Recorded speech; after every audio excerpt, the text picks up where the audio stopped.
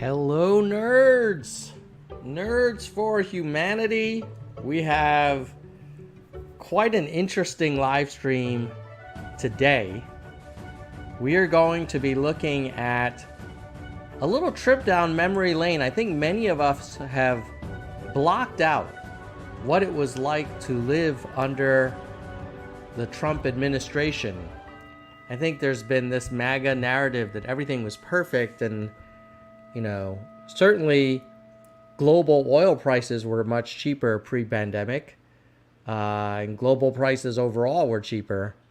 But there was some other stuff that happened during Trump's first watch. So if anybody out there is undecided about whether or not they would want 4 more years of Donald Trump, I'm going to show you some highlights from his first term, and I'll be honest with you up front, these are going to be lowlights. If you're looking for a complete historical account of everything that Trump did in his first term, that's not this stream. Maybe I can do something like the highlights of his administration, because there were some good things that came out of it, but there were a lot of other things that came out of it too. So if you're like me, you kind of blocked it out. But we're going to go back and we'll get a little taste of what it's like to potentially have Trump back in office. And hello, nerds, Mickey. And the other thing is, the second term might actually be more cray-cray. And the reason is that he's been pretty clear that he doesn't want any institutionalists, no General Kelly, no Reince Priebus, no, Mattis, no Tillerson.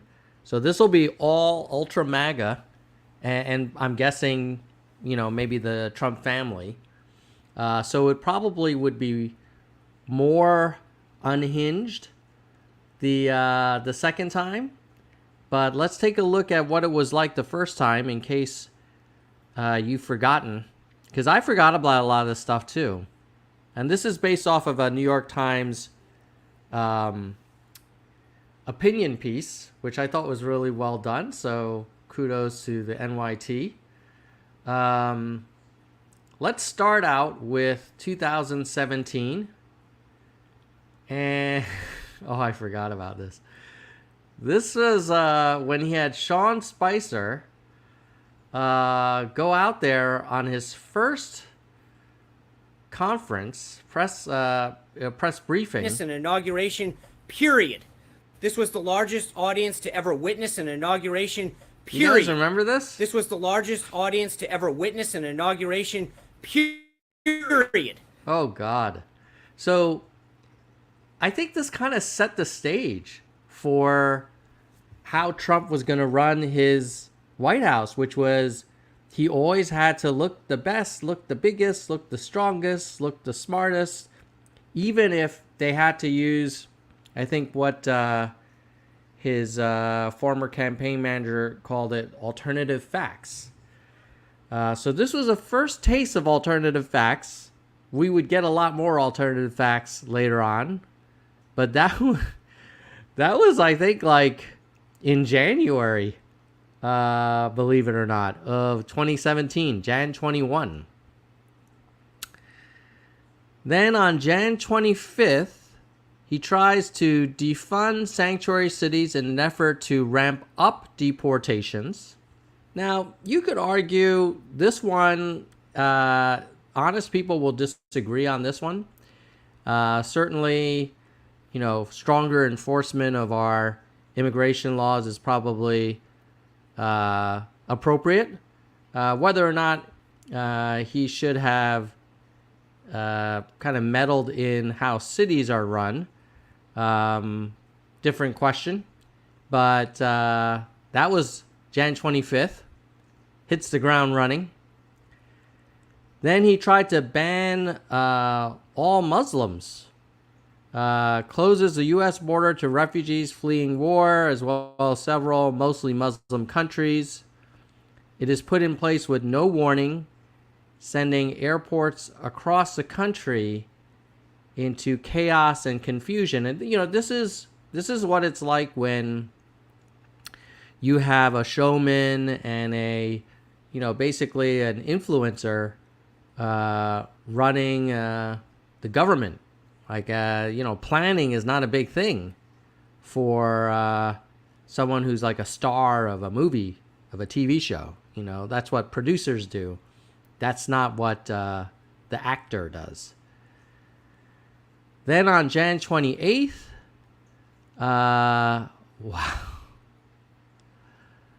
appoint Steve Bannon to the National Security Council. Bannon, a far-right agitator, is named to a council usually reserved for generals and intelligence officers whose decisions are meant to be separate from political considerations. So this is where you start to see Trump saying, hey, I'm kind of bristling at all of this institutional guardrails. I'm going to put one of my guys in. Would he put Bannon back in the National Security Council, or Miller, or maybe Ivanka or Jared? Who knows? But the guy does not, let's just say precedent is not a big thing for him. Then on Feb 15th, he abandoned the two-state solution, the U.S. commitment to a two-state solution. Standing next to Bibi Netanyahu, Trump reverses a long-held position of the U.S. that any peace accord between Israel and the Palestinians must include a Palestinian state. According to the UN, there's no plan B to a two-state solution. Everything must be done to preserve that possibility, but clearly Netanyahu seemed quite pleased with Trump's reversal of longstanding U.S. and probably most of Europe policy that if you really want peace in the Middle East, you kind of need to have both the Israelis and the Palestinians thriving, secure, and with some level of self-determination. Then in March, Trump tweets about Obama.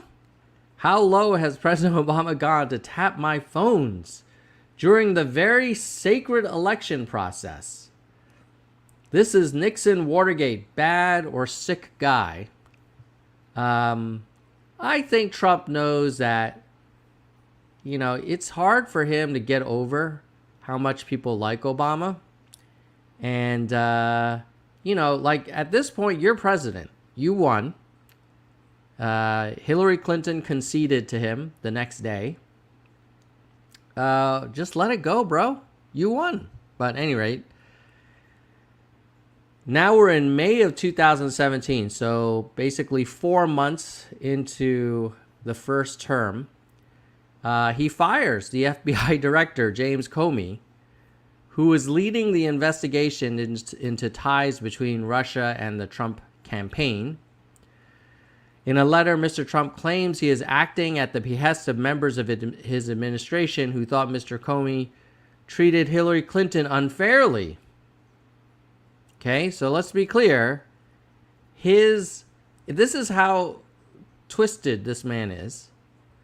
It's kind of like how Putin says that the war in Ukraine is some kind of denazification special military operation. Well, Trump firing Comey because he says that Mr. Comey mistreated Hillary Clinton? Since when did Trump give a damn about Hillary Clinton?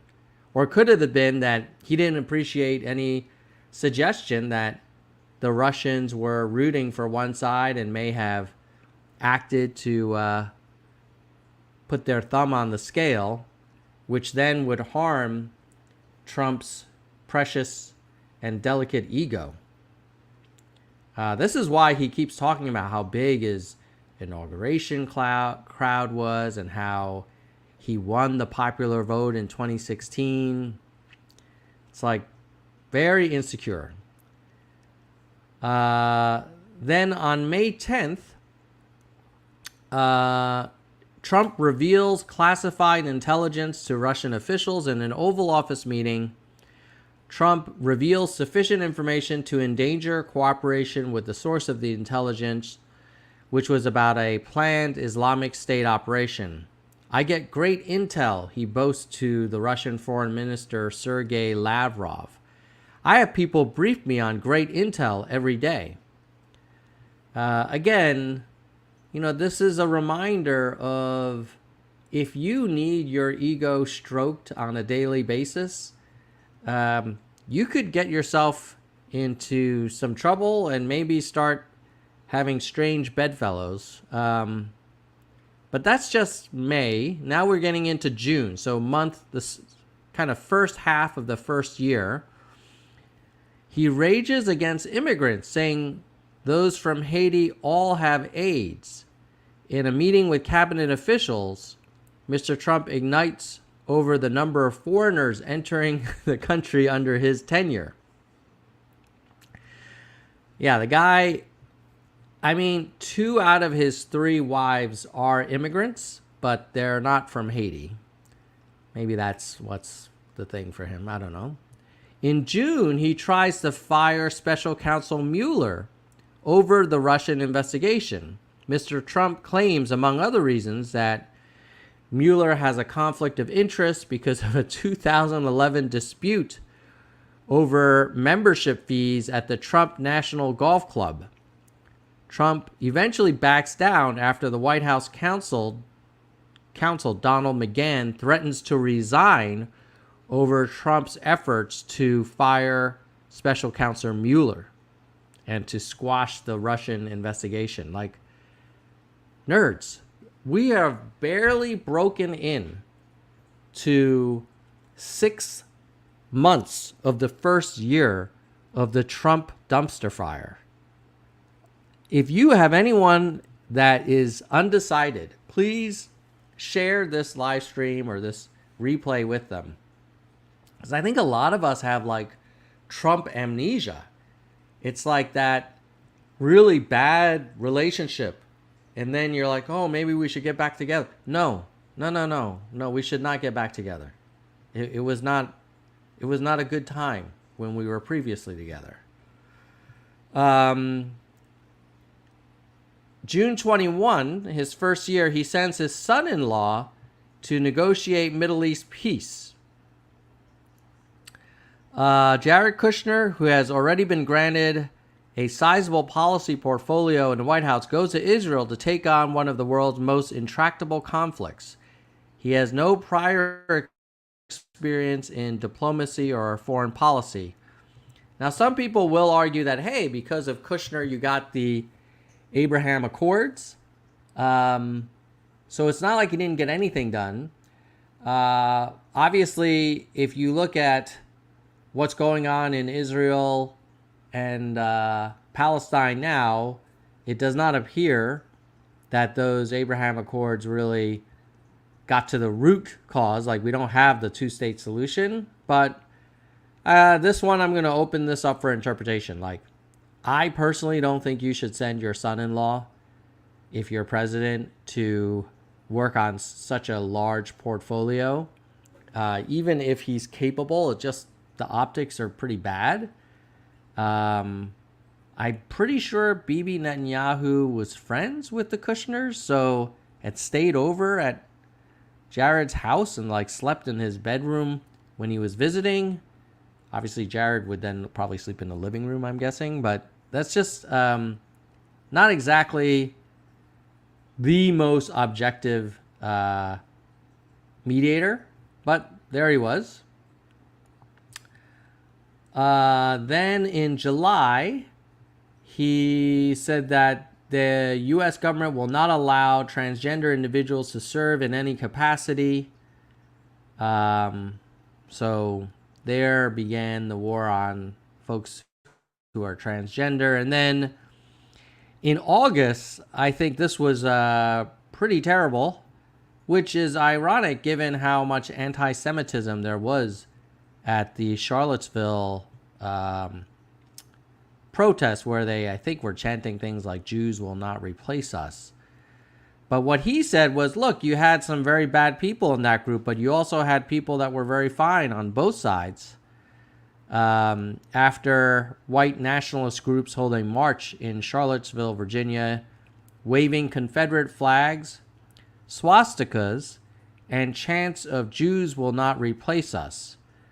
One person died, dozens were injured at the rally. And at this point, remember, we're just into month 8 of his administration.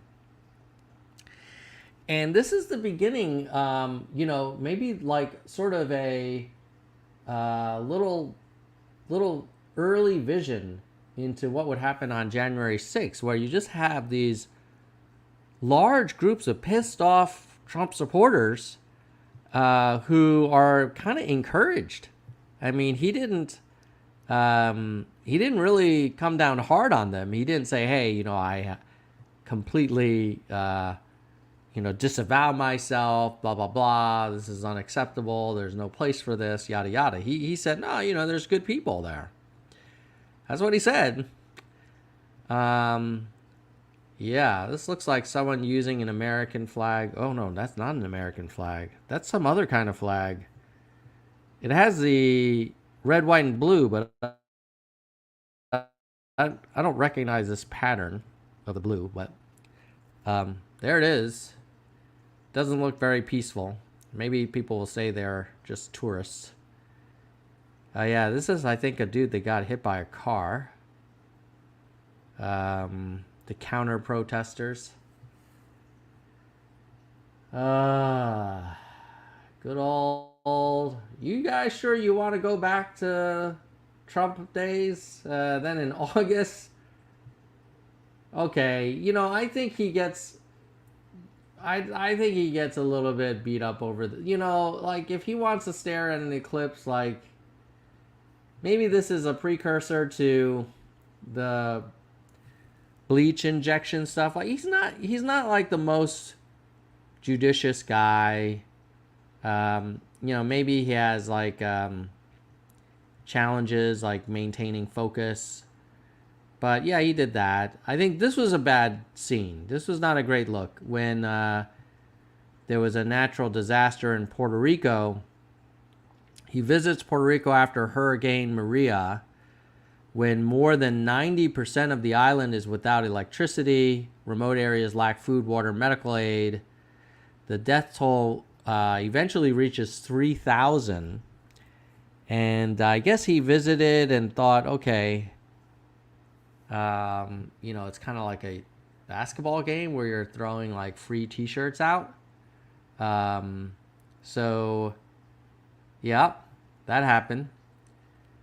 Then you have, okay, so this is where he again upended decades of U.S. policy and recognized Jerusalem as Israel's capital. Jerusalem, I'm pretty sure, had always been disputed, and there was a view that it should be, maybe jointly managed or whatever. But this was a promise he made to evangelical voters and pro-Israel American Jews, including Sheldon Adelson. And I think Sheldon Adelson's wife eventually won a major honor, which then Trump subsequently said is better than, I think was it better than the Medal of Honor? Let me look that up. Yeah, that he said that that the thing that he gave to Sheldon Adelson's wife was better, superior to the Medal of Honor, or to the Medal of Freedom.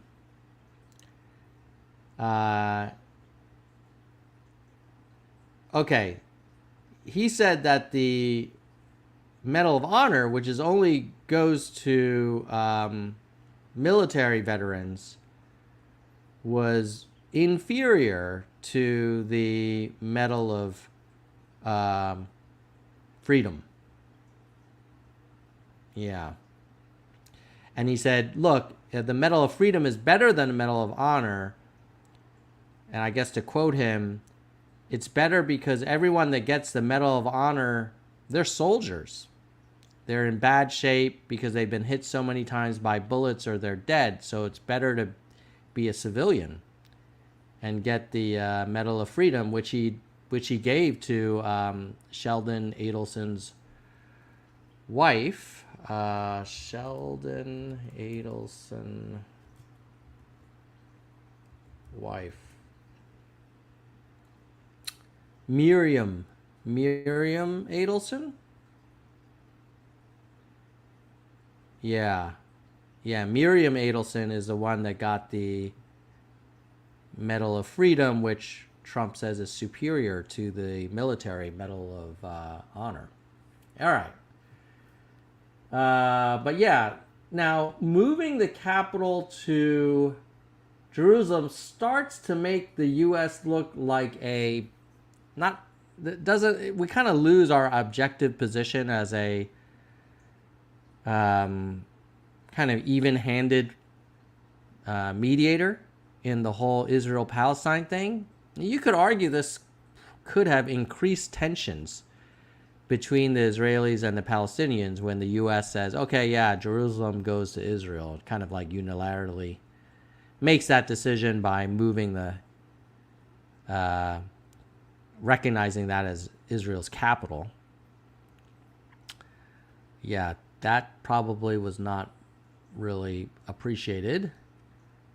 Then cut taxes for corporations and the wealthy, causing $1.5 trillion, costing $1.5 trillion, growing the budget deficit by almost 20%. Now, the Republicans are always big on saying, don't worry, whenever you cut taxes, you're going to make more in revenue because we're going to grow our way out of this. But I don't know, man. They've been saying that for a while. And by the time Trump left office, I think he had set a record in the size of the deficit. Now, some of you may be saying, hey, that's because of the pandemic. But if you look at the U.S. deficit by year, we can look at 2019. Let's take a look-see.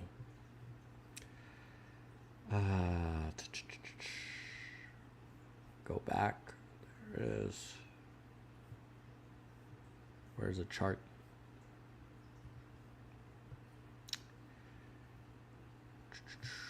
Loading. Hold on. I'm going to find another one. Bear with me. Nerds. Come on. There's got to be. Maybe I'll come back to that. Oh, here we go. Here we go.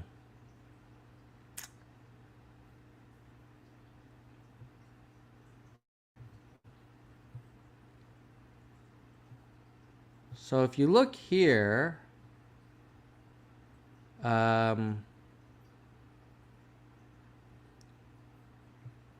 ooh, there it is.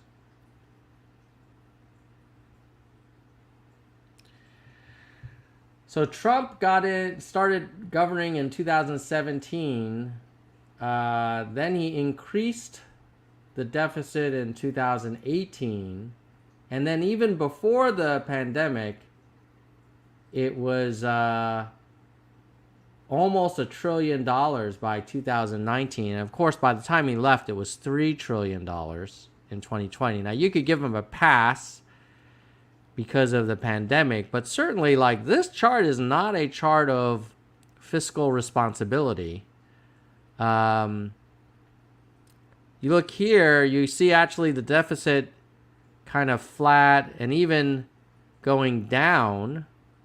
But this was under Barack Hussein Obama, as Trump likes to call him.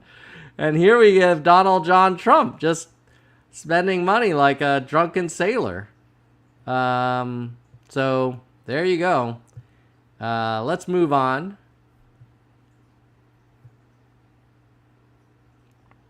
What else did he do? Okay, now we're up. Now we have finally finished 1 year of the Trump show. How did you guys like that? Did you enjoy that? You want more of that? My God, this guy. Oh. Okay, Jan 6, 2018, a date that will live in infamy. He sends a set of morning tweets in response to the erratic and dim-witted portrait of him painted by Michael Wolff's book Fire and Fury.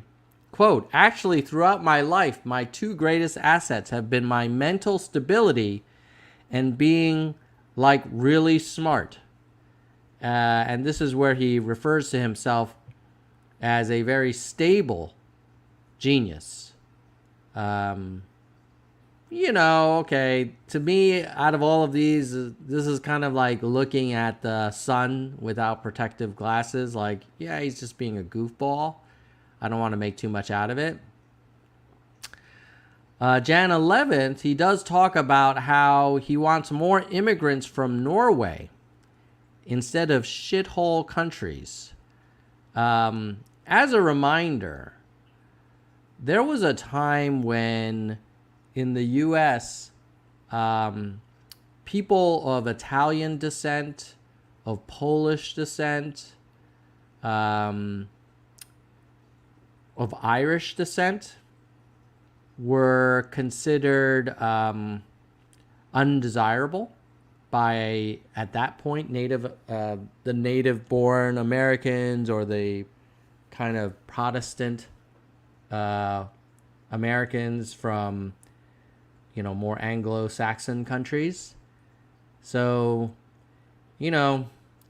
remember, the moment you start judging other countries, you go to dangerous places. It's probably better to judge individuals, but that's just me. And why is he such a big fan of Norway? Norway is a socialist country, but anyway, maybe he's a socialist. Okay.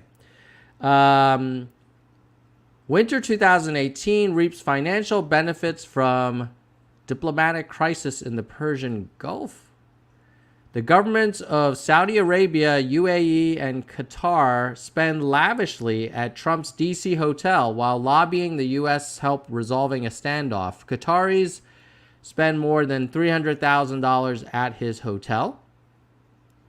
That's a little shady. Definitely ironic given how they say, oh, Joe Biden was lining his pockets. It's like, what does this look like? Brags about making up facts in meetings with foreign leaders, March of 2018. At a private meeting with donors, he recounts telling Canada's Prime Minister that the U.S. runs a trade deficit with its northern neighbor, even though Mr. Trump had no idea if it was true. And it turns out that it wasn't. But making up facts in meetings is, I think it's like part of his superpowers, right? Like he's willing to just, as long as he can deliver it confidently and repeat it, oh, there's nothing with Russia. There's nothing with Russia. Russia. There's nothing there. At some point people think, oh, Russia's a friend, not an adversary. Flip-flops on sanctions for Russia over its role in Syria's chemical weapons program. A proposal announced by Nikki Haley is undercut through a phone call to the Russian embassy. The whiplash is another marker of Trump administration chaos. Why wouldn't he be supportive of sanctions on Russia? Weird. Then in spring of 2018, tries to get the Justice Department to prosecute Clinton and Comey. Tries to get Mr. McGahn, the White House counsel, refuses. Mr. Trump has said that if reelected, he will appoint a special prosecutor to go after his enemies, including Joe Biden and Mrs. Clinton. Which is funny because he keeps telling everybody he could have gone after Hillary but chose not to because he thought it wouldn't be unifying. But it turns out that he did try, but his own White House counsel refused. Then he does the family separations by executive order. Then what?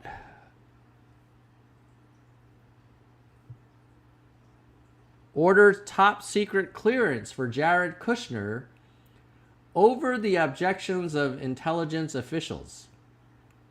Mr. Trump overrules concerns, claims he made no role in the decision. This is because Jared Kushner was not able to qualify for top secret clearance using the regular process. So father-in-law came in and made it happen. Trump organization style. Then May of 2018, the Trump White House abolishes the Director for Global Health Security and Biodefense in the National Security Council. And furthermore, he says he will abolish it again if reelected. Yeah, who needs a pandemic preparedness unit? Like, why would we need something like that? We can just inject ourselves with bleach. Oh my God. We're not even through his second year. We're not even halfway through his second year. Unilaterally pulls out of the Iran nuclear deal. After efforts to salvage the deal, Iran resumes high-level uranium enrichment. Officials warn that now it has enough material to make several nuclear bombs. And if Iran does make several nuclear bombs, Trump's going to blame, I'm guessing, Obama. But remember, he was the one that pulled out of the deal that would have kept Iran from developing a nuclear bomb. Then in June, he said, I have the absolute right to pardon myself. But why would I do that when I haven't done anything wrong? In the meantime, the never-ending witch hunt led by 13 very angry and conflicted Democrats continues into the midterms. So basically, I have the right to pardon myself, and but I don't need to because I didn't do anything wrong. But if I had to, I could. Then, let's see, escalates the trade war with China. Tariffs on Chinese goods immediately hurt American farmers, so he has to spend $12 billion to bail out the farmers due to the Chinese tariffs. You have a terrible policy that sends farmers to the poorhouse. Then you put them on welfare and then borrow money from other countries, says Senator Bob Corker, Republican of Tennessee. Oh, goodness. And by the way, he has promised to add, I think, a 10% national sales tax, basically tariffs on more imports if he's reelected. So if you're worried about affordability and the costs of items that you might pick up at Walmart or Target or whatever, you can thank this guy. He's going to increase prices by 10%. Then in July, what does he do in July? He accuses Germany of being captive to Russia and calls U.S. allies delinquent and calls Europe a foe. Ironic that he's saying that Germany is captive to Russia. Never a man for projection. On June 16th, he sides with Vladimir Putin over American intelligence agencies on Russian intelligence interference. Standing next to Russia's president, Trump says he got a strong and powerful denial from Mr. Putin Mr. Putin told him that Russia did not try to influence the US election. A reporter then asks Mr. Trump, well, who do you believe? And Trump says, I have President Putin. He just said it's not Russia. I will say this, I don't see any reason why it would be. For a moment, imagine if Hillary Clinton or Barack Obama or Joe Biden or Kamala Harris said, oh yeah, I side with Vladimir Putin. He told me everything's fine. They would say, wow, you're so naive. You know, how can you negotiate with these killers, and you're like putty in their hands. But somehow when Trump takes the side of Russia over the US intelligence, somehow that's okay. All right, so now we are only 1.5 years into this man's first term. Again, like, do you really want another 4 years of this? Let me know in the comments what you think so far. I'm like bewildered. I forgot how like every day you'd read the news, like what has this crazy person done today? And it just kept getting worse and worse and worse. And of course, it culminated into, for me, the red line moment, which was like you tried to overturn a democratic election. Like that's kind of a big deal. Now, in fairness to Trump, he did finally admit that he lost fair and square a few days ago, like 4 years later or 3.5 years later. So that's good, but I don't see any of his MAGA people kind of repeating that. Let's do one thing before we move on. We'll take a quick thank you break to thank our channel members. If you can become a member, you're about to get a shout out from me. And if you can't become a member, the next best thing to do is to like, share, and comment on this stream. Who are these members? Our biggest supporter is Soldier One, who is in the live stream. And he's like, yeah, it's hard to keep track. I know. It's like he's got a rap sheet, you know, the size of a telephone book. Literally, I guess, you know, now, I mean, he has 17 felons, so it'd be a small telephone book. Felony convictions. So Soldier One is our top supporter. Great guy. Then we have our Nerd Congress, Kristen, Slevin, Bike, and Zig PC. Zig previously was not a member of the Nerd Congress. He upgraded himself a month ago. So thank you, Zig PC. And Kristen and Bike, you guys have been congressional members forever. Then we have the City Council. Gene, David, DK, Jekalego, Mr. History, Mona, Vaughn, Yang, Dean, Galessa, Jay Perrin, Dana, Jason, Daniel, Jeremy, Mickey. Mickey was in the live chat, I think. Yoda, Jackson, Unkiyu. And then we have our registered nerds. And that only starts at $1.99 a month. All this money goes to keep this channel going, help us cover our costs for streaming software, podcast hosting fees, thumbnail software, video editing software.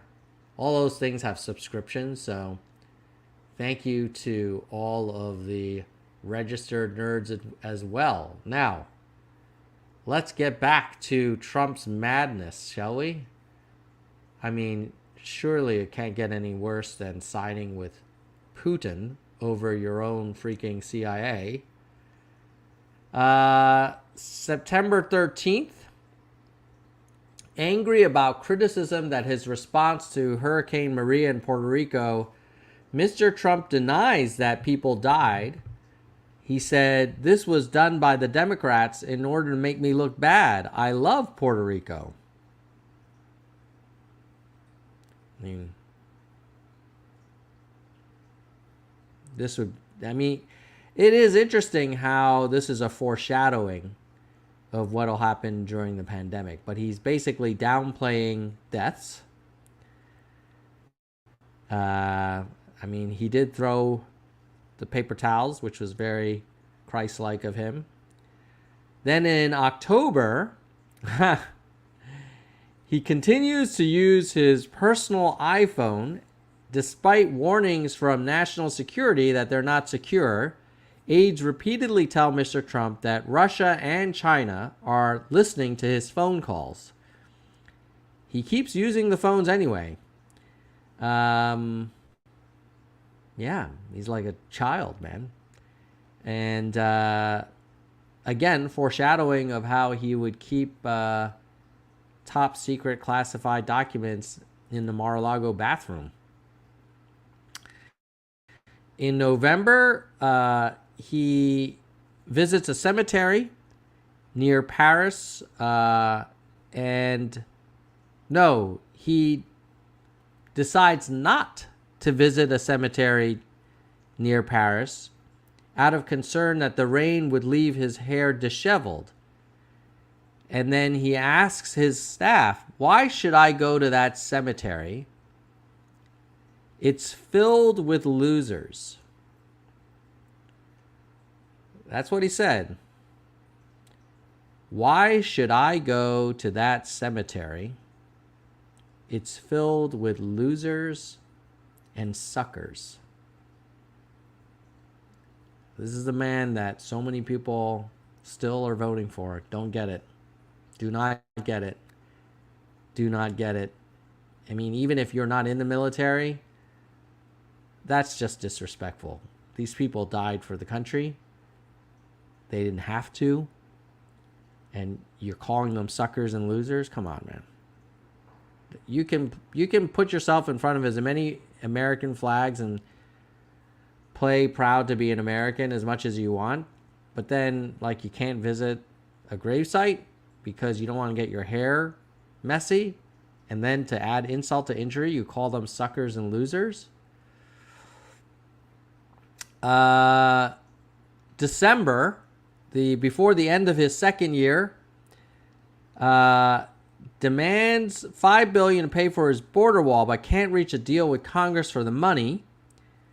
Shuts the government down. More than 420,000 essential government workers, including Border Patrol, work without pay, including over Christmas. Shutdown ends with him receiving no border wall money. That's a great negotiator.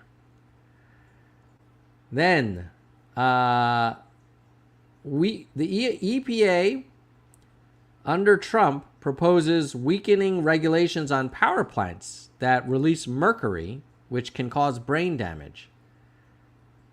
The chief executive of Murray Energy Corporation requested the rollback of the mercury rule soon after Trump took office. Yeah, who doesn't want a little mercury in your air?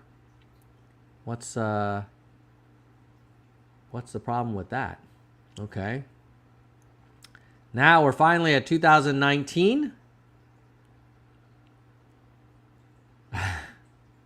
I forgot.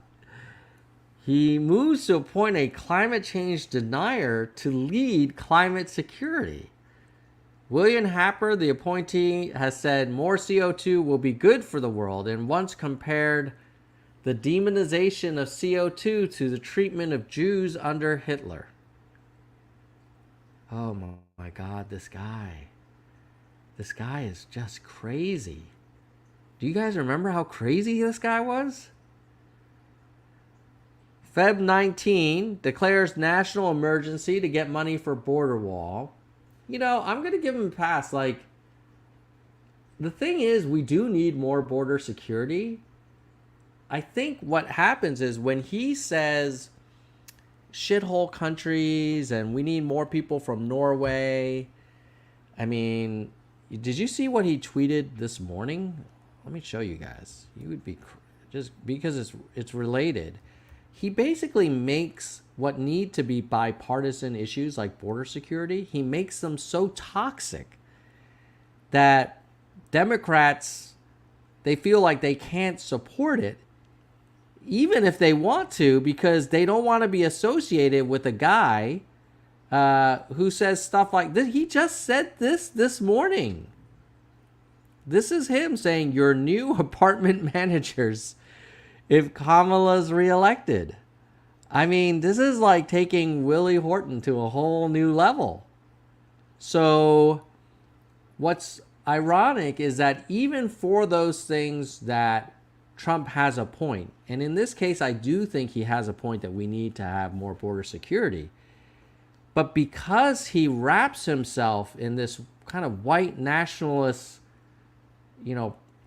narrative, he makes it so that people who might be open to working with him can't. But it fires up his base. I get that.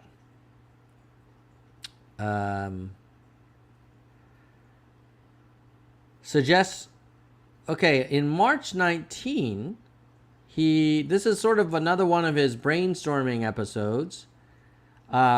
He suggests to his staff that the migrants should be shot in the legs.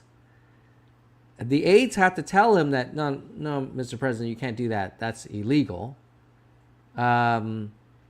Shoot migrants in the legs, inject yourself with bleach. Guy's got a lot of ideas. March 20 of 2019 continues to attack Senator John McCain even after he's passed away. But I wasn't a fan of John McCain. So now what we could say is, now we're all set. I don't think I have to answer that question, but the press keeps, what do you think of McCain? What do you think? Not my kind of guy, but some people like him, and I think that's great. So John McCain left it. I endorsed him at his request, and I gave him the kind of funeral that he wanted, which as president, I had to approve. Wow, so nice of you. I don't care about this. I didn't get thank you. That's okay. We sent him on the way, but when you say that I didn't get a thank you, but that's okay, it means that you didn't think it was okay. Because if you thought it was okay, you wouldn't be bringing it up in a speech. Frankly, if you didn't approve that funeral, you would have been deplorable. Anyway, okay. March 22nd reverses North Korea sanctions by tweet. Trump tweets, I have today ordered the withdrawal of those additional sanctions. In addition to the policy muddle he generates by overruling his own Treasury Department, there is confusion over what sanctions is he referring to. No new North Korean sanctions were announced the day of his tweets. The guy governs by social media. Okay, then what happened? May of 2019 proposes ending federal health rights protections for transgender people.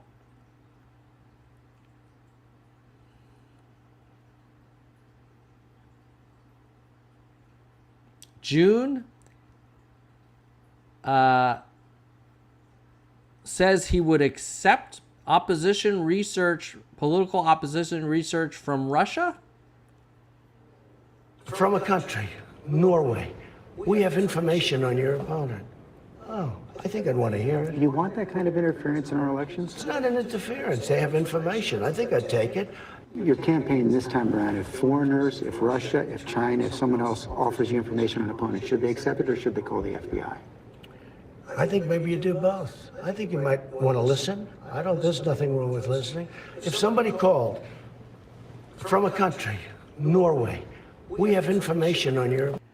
Yeah, I don't think I want our president to accept information that would aid their campaign if that information comes from a foreign country, especially if it's Russia or China, because you then might become dependent or indebted, or there could be false information there. I'm not a big fan of that. Like if Obama received information about Trump from China, do you think or if Hillary Clinton had received information from the Chinese about Trump, do you think the MAGA people would be okay with that? Whenever you're in one of these situations and Trump does something crazy, just ask yourself, if Hillary or Kamala did that, if Kamala today received information from Russia about Trump or received information from Germany about Trump, would we be down with that? I don't think the MAGA would like that. June 29th, it's Take Your Daughter to Work Day. Took Ivanka to the G20 summit. Video clip of Ivanka awkwardly trying to jump into a conversation with 4 world leaders goes viral, spawning the hashtag unwanted Ivanka. He just blurs the line between work and family, which is ironic because he seems to get so mad at the accusations that Hunter did that, which I think we would all agree is wrong. But bringing Ivanka to the G20 summit to meet with the leaders of countries, having your son-in-law negotiate on behalf of the United States with Israel, like, that's okay. Steps into North Korea. Oh my God. Trump's almost complete embrace of Kim Jong-un after initially promising fire and fury results in no progress in reducing North Korea's nuclear arsenal. In months after the visit, North Korea continues to test launch missiles. So I guess the Twitter diplomacy didn't exactly deliver the results he was looking for. On July 25th, pressures Ukraine's president, Vladimir Zelensky, for a favor to investigate Mr. Biden. Maybe that's why he's okay with taking foreign help for his own election, because he's clearly okay asking other countries to help him with his own campaign. Mr. Trump orders his acting chief of staff to freeze $400 million of defensive military aid intended for Ukraine to combat Russian aggression. The United States has been very, very good to Ukraine, Mr. Trump reminds Zelensky during the conversation. So you should do me this favor and dig up dirt on Joe Biden. Nothing was said wrong in that call. An absolutely perfect call. You know it. They all know it. Nothing was said wrong in that call. An absolutely perfect call. You know it. They all know it. You know, what's interesting is when we go back in time now and we look at all this stuff he's done, you can kind of see how it contributed to a weaker Ukraine. And you could argue maybe was a little bit of a sign to Russia, like, hey, we may not really be standing shoulder to shoulder with the Zelensky guy. And but somehow the MAGA folks, they never really connect Trump's activities with subsequent actions. Trump then tweets, Denmark is a very special country with incredible people, but based on Prime Minister Frederiksen's comments that she would have no interest in discussing the purchase of Greenland, I will be postponing our meeting scheduled in 2 weeks for another time. Cancels a state visit to Denmark after the country won't sell him Greenland. Takes offense at Danish Prime Minister's comments that the suggestion is absurd. You don't talk to the United States that way, Mr. Trump says. Yeah, I wonder what he would say if some other country wanted to buy Florida. Okay. August 21, proposes regulation that would allow indefinite detention, oh my God, of migrant families.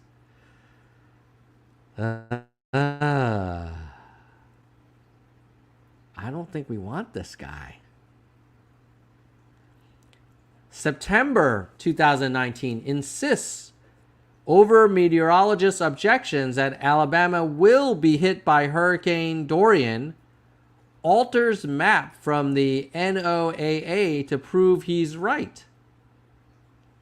So you see in the white is the original scientific projection, and in the black is maybe it's the same Sharpie he used to discover the power of bleach as a cure to the pandemic, where he predicts that the storm will go to Alabama.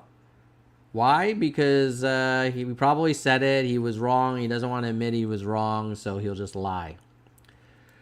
November reverses 4 decades of U.S. policy by declaring Israeli settlements in the West Bank do not violate international law.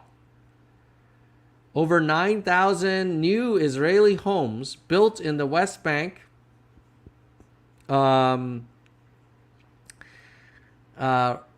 declares that they do not violate international law, and you could argue probably only increase the tension between Israel and the Palestinians.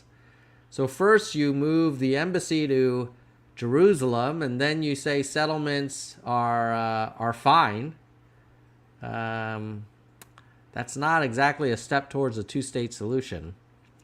December 18th, 2019, we're not even inside of 2 years under Trump, and I don't know about you guys, but I'm freaking exhausted. I'm exhausted. By the way, if you're like, wow, this guy is punishing himself for over an hour, I appreciate him reminding us of this orange demon. You got to hook me up with a like and a share, right? You got to do that. Oh, and by the way, super chats are available. Okay, let's keep going. December 18th, 2019 becomes the third president in the history of the United States to be impeached on charges related to Trump's interaction with Zelensky. Testimony during the impeachment process makes clear that the Trump administration made the release of defensive military aid contingent on Mr. Zelensky making a public statement about an active investigation into Mr. Biden. Why would he want to do that? Mr. Trump is then subsequently acquitted in the Republican-controlled Senate. Well, I guess the good news is Donald Trump doesn't have to worry about Joe Biden anymore. But you could see why, if he had gotten Zelensky, I mean, he was pretty clever. If Zelensky had announced an investigation into Biden, that probably would have screwed Biden's chances of getting elected in 2020. Okay, finally, 2020. My God, we're almost there, guys. Rolls back school nutrition rules, advocating for fewer vegetables but more pizza. Okay, increase the number of French fries, driven by the potato lobby. This is the guy you guys want running the country again? Are we sure we want this guy? January 28, 2020, announces Middle East peace plan that heavily favors Israel. He really does like to hook up Bibi. The plan would give Israel most of what it has sought: West Bank settlements, Jerusalem as its capital, a Palestinian state with no standing army and no right of return. Plan is celebrated by Israeli hardliners. There's a surprise. Okay. In Feb of 2020, let's see, what is... You say, how's President Trump doing? They go, oh, not good, not good. They have no clue. They don't have any clue. They can't even count their votes in Iowa. They can't even count. Now the Democrats are politicizing the coronavirus. You know that, right? Coronavirus. They're politicizing it. We did one of the great jobs. You say, how's President Trump doing? They go, oh, not good, not good. Mr. Trump blames the media for doing everything they can to instill fear in people, says Democrats are pushing the danger of the virus as their new hoax. Later, a book by journalist Bob Woodward makes clear that in a private interview in February, the same month that he's saying nothing's a problem, Trump himself admits that the virus is deadly. That's not what he's telling his people. I will say back in 2020, he looked a lot younger than he does now. Botches the early COVID-19 response, sometimes deliberately. The White House COVID response coordinator, Deborah Birx, later tells a House subcommittee investigating Trump's response that the White House purposely tried to discourage testing so that they could obscure the virus's spread, and that the White House did not contact companies to supply COVID tests more than a month into the pandemic, among other failings.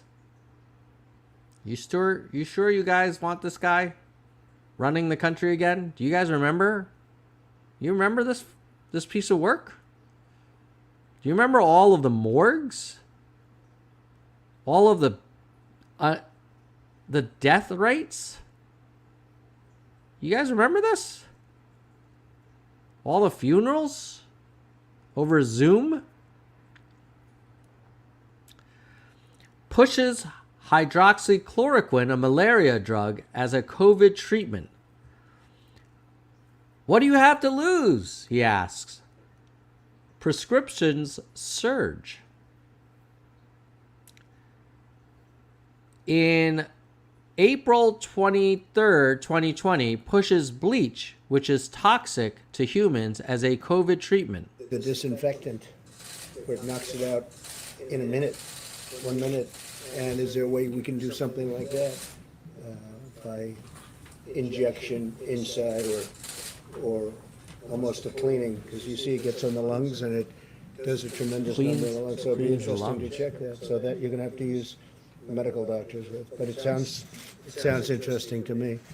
Right, and then I see the disinfectant, where it knocks it out in a minute, 1 minute. And is there a way we can do something like that by injection inside or almost a cleaning? Because you see it gets on the lungs and it... Almost a cleaning. Okay. May 2020 pressures Justice Department into dropping a Russia-related case against former National Security Advisor. Michael Flynn pled guilty to lying to the FBI about his contact with a Russian diplomat during the Trump transition. Trump later pardons him. So much for draining the swamp. June 1, 2020. In the midst of protests over George Floyd's murder, Mr. Trump tweets a slogan seemingly advocating violence against BLM protesters. When the looting starts, the shooting starts. Okay.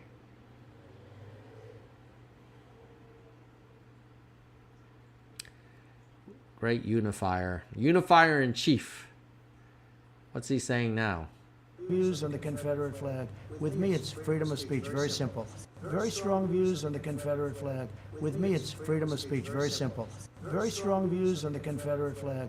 With me, it's freedom of speech. Very simple.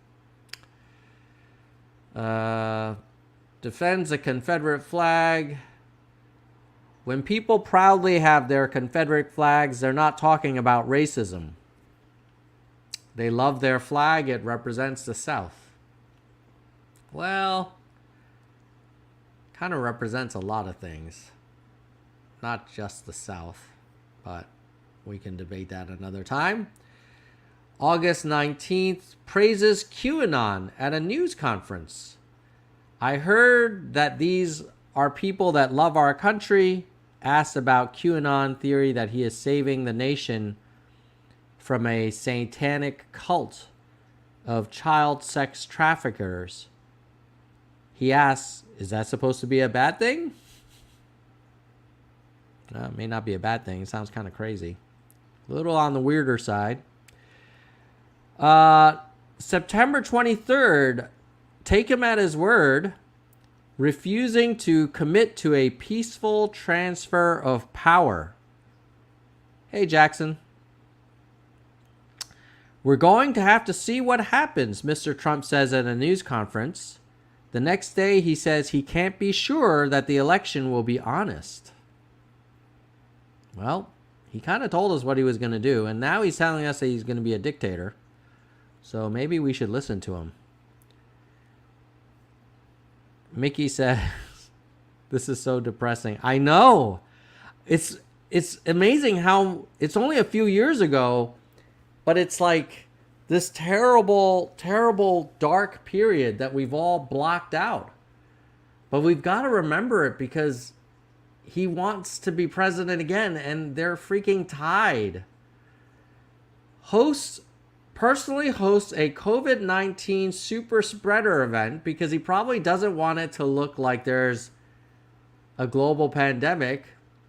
He hosts a nomination ceremony for Judge Amy Coney Barrett, followed by a reception indoors. 11 people who attended the event, including the president himself and Melania, later contract COVID. Yeah, not exactly 6 feet of separation and outdoors. What is he doing here? Asked during a presidential debate to disavow white supremacists, Mr. Trump addresses its members directly. Proud Boys celebrate. What does he say to the Proud Boys? Back and stand by. Proud Boys, stand back and stand by. Proud. Well, I guess he would activate them later on January 6th.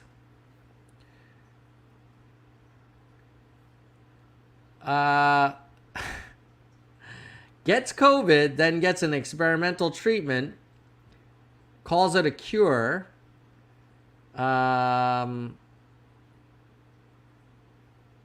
And says that it will be distributed for free. The biotech company Regeneron does not yet have FDA approval, and it only has 50,000 doses. Therapeutic, but to me it wasn't therapeutic. It just made me better. Okay, I call that a cure. I view these, I know they call them therapeutic. I don't know what they did to his face. He looks a little tan. Well, there you go. Then in October, he says, wow, now do something about this. The biggest of all political scandals in history, I guess history of the world. Biden, Obama, and crooked Hillary led this treasonous plot. Woo, what's this? Pressures Attorney General Barr to start a pre-election investigation into his political enemies. In a torrent of tweets, Mr. Trump demands that Mr. Barr indict Biden, Clinton, and Obama. Where are all of the arrests? So if your MAGA friends talk about lawfare, remember what this guy tried to do. In October, before the November election, orders his attorney general to just randomly investigate people. Then on November 4th, he says, frankly, we did win this election. As a reminder, last week he admitted that they lost. Mr. Trump says at the White House around 2 a.m., a few hours after polls close, with millions of ballots left to count, he adds, we want all voting to stop. Then in November, he fires his defense secretary in the wake of his election loss. Secretary Mark Esper, among other disagreements, opposed Trump's demand that troops be deployed to American cities. Mr. Esper's firing raises alarms about what plans Mr. Trump has in mind for the military. November 9th withholds briefings from the Biden transition team. Mr. Trump's refusal to acknowledge the outcome of the election means the incoming administration cannot get access to intelligence briefings prior to the transition. November 2020 tries to overturn the Michigan results. Include inviting Republican state lawmakers to the White House and calling 2 Republican county officials to urge them not to vote to certify. No meddling there. God, this guy. Peter Navarro, he tweets in December, 36-page report alleging election fraud more than sufficient to swing victory to Trump. A great report by Peter.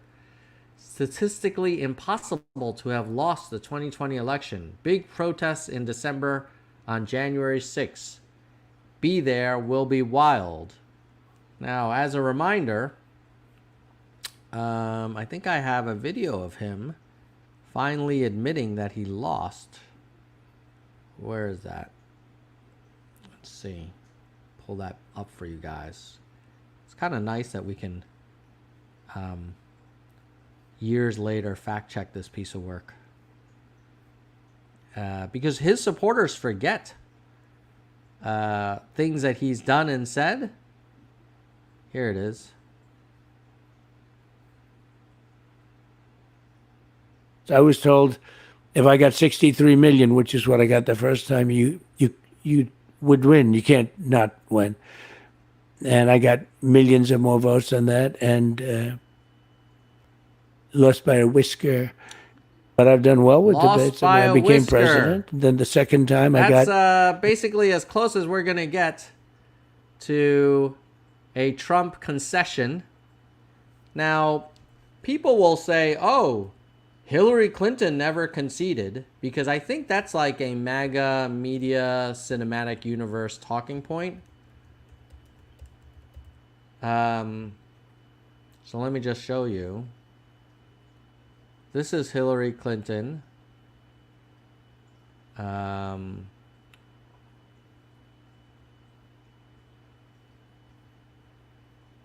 This vast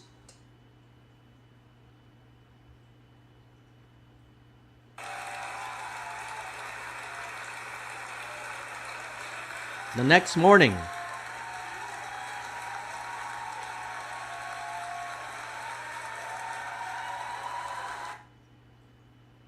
Donald Trump and offered to last night I congratulated Donald Trump and offered to work with him on behalf of our country. I hope that he will be a successful president for all Americans. This is not the outcome we wanted or we worked so hard for, and I'm sorry that we did not win this election for the value. there you go. That's what a grown-ass person does. When you lose, you bring the country together, you concede, you wish the winner all the success, and you move on. If you want to run again, that's fine. But, yeah, that's what... You don't tweet out fake reports from Peter Navarro. Okay. December 22nd, like, after he's already lost, he denounces a bill to provide COVID release as a disgrace, claiming to want bigger stimulus payments. Okay, so for all of you MAGA folks who talk about, wow, you know, Biden overspent for the stimulus, he spent too much money. Remember that it was Trump who actually wanted even a bigger stimulus. Maybe to kind of improve his poor economic record. He then vetoes the military spending bill. He objects to parts of the bill, including measures to rename military bases that previously were honoring Confederate generals. Okay. I'm not sure why he's so big on the Confederates. 2021. He won't go away. He's like 7,000 he just 780. oh, just go away, votes, bro. Which is one more than we have, because we won the state. So look, all I want to do is this. I just want to find. This is him talking to Brad Raffensperger, 11,780. the Georgia Secretary of which State, is one more after than the we election is done. This Because is we in won the January state. of 21. So- Leave it alone, bruh. And then we now know he lost all 60 of his court cases. Then, of course, Jan 6 happens. He lies about stolen election, culminating in a mob storming the Capitol, targeting his vice president in order to stop the certification by the states of their 2020 election results. Trump takes no actions for hours. At least 7 people die in connection with the attack. Dozens are injured. Now, the MAGA people will say, well, they were invited in and they were just taking pictures and tourists, and that everybody was just walking through the doors peacefully. Or they will say these were people that were just Antifa disguised as MAGA. Can you believe this? That they freaking penetrated the Capitol? What the hell? Look at this, guys. This is despicable. Jan 13th becomes the first president in U.S. history to be impeached twice. Yeah. So I know a lot of people are, nostalgic about the pre-pandemic prices. I think we all wish prices would be lower. Two things, like inflation is happening globally. Inflation is coming down. And let's not forget the outrageous, deplorable behavior by Donald Trump during his first 4 years. I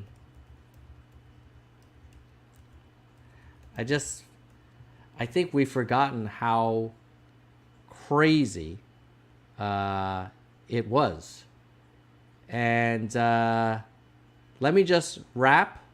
And this is probably going to cause this live stream to be demonetized, but that's okay, because I think we need to see and remind ourselves of what happened under this man's watch.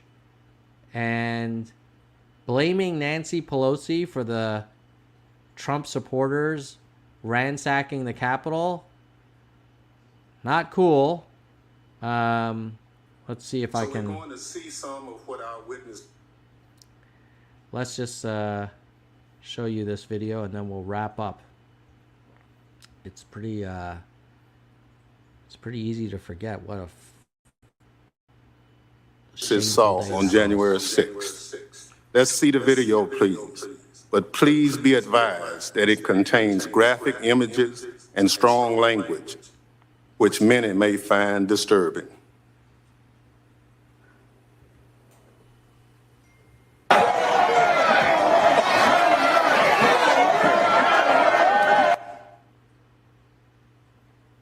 Hey, brother, we're boots on the ground here. We're moving on to Capitol now. I'll give you a boots on the ground update here in a few. Multiple Capitol entries!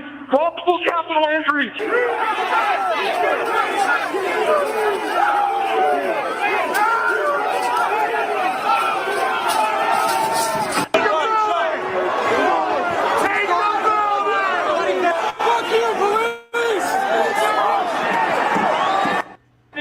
We're still taking metal, sharpened objects, missiles to include bottles and rocks, and hand-thrown chemical-grade fireworks.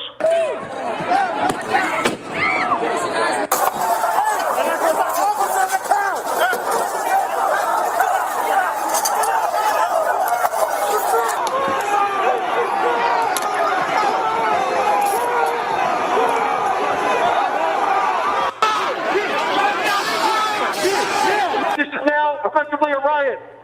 1349 hours declaring it a riot.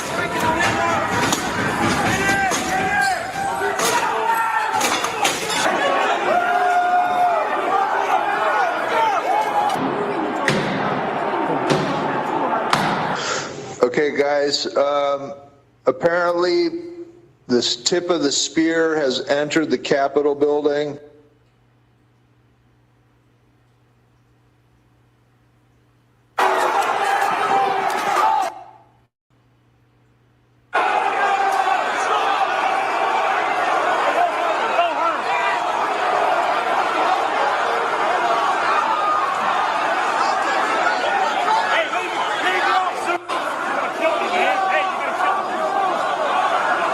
If I give this up, they're going to have to run Dexter.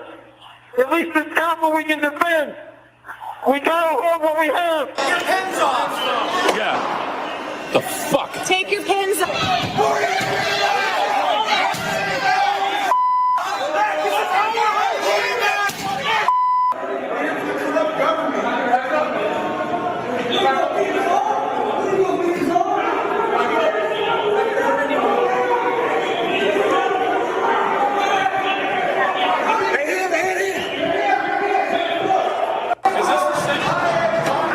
Where the fuck are they? There's a 50 hit tank. 1033. I repeat, 1033. West front of the Capitol. We've been tanked and we've lost the line.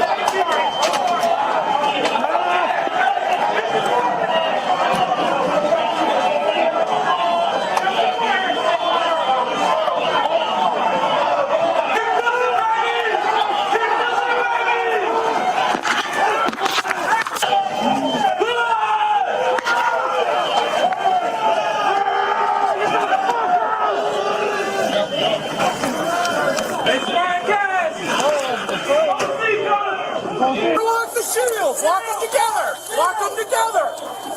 We need patriots run! Jimmy, get him to the back! Get him to the back! Get him to the back! Let's get some fresh faces up front!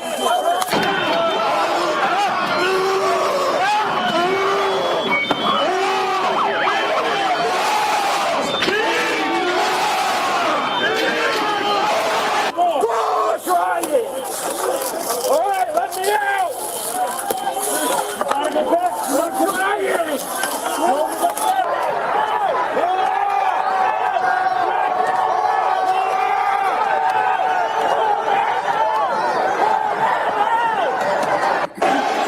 Can I speak to Pelosi?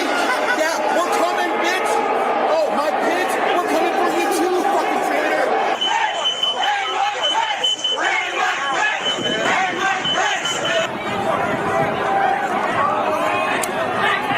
They've got the gallows set outside this Capitol building. It's time to start fucking using them. Start making a list, put all those names down, and we start hunting them down one by one.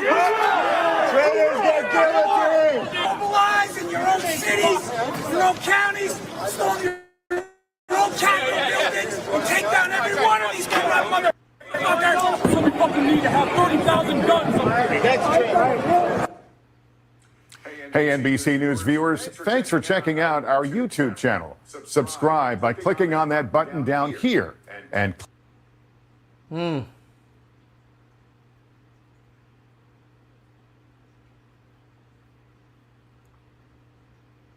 don't know what to say, guys. I don't know what to say. If that's not a red line, I mean, I know people are pissed. They're like, well, capital gains taxes would be lower under Trump, or Tim Walz, like, he wasn't really a coach, he was an assistant coach. Or Kamala Harris, I don't like her laugh.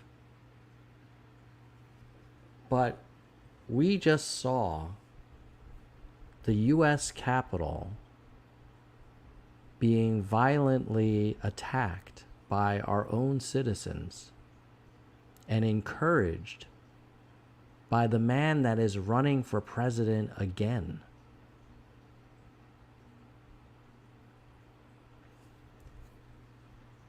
Isn't that a red line that was crossed? If you can't have a democratic election and you tell all your supporters who trust you that election was stolen, when everyone in your campaign staff tells you it wasn't, when your attorney general, when the head of the FBI, when the governor of Georgia, Arizona, Wisconsin, Michigan, when they all the states say, like, look, this stuff is certified, it's over. And you tell people, like, let's go to the Capitol, I'll be there with you. You're not going to have a country anymore if you don't fight. To me, that's kind of disqualifying. So, right now, as a little reminder of what's on the line here, let me show you. And then I gotta wrap this up because I gotta go make dinner for the nerdlings.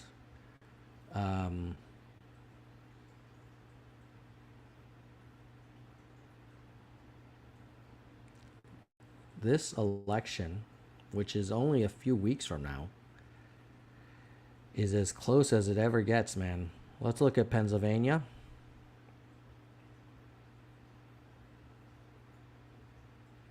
(46 to 45). 46 to 45, guys.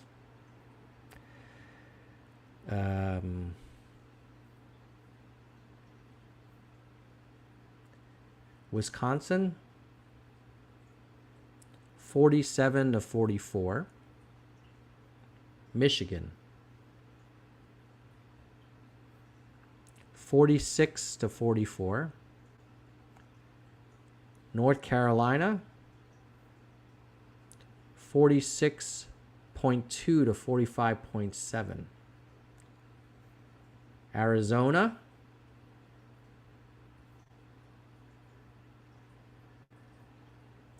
45.7 to 45.4.